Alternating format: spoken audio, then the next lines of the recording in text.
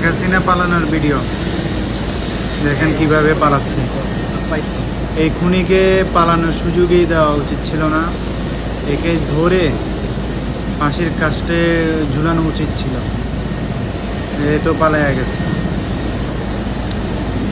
এই কুখ্যাত খুনিকে কিভাবে দেশে এনে শাস্তি দেওয়া উচিত, এটা এখন চিন্তা করা দরকার।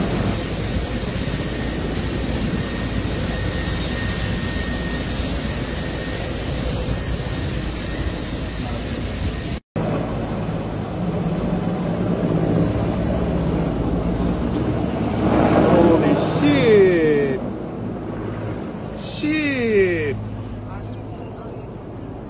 গণভবন থেকে just oh my god guys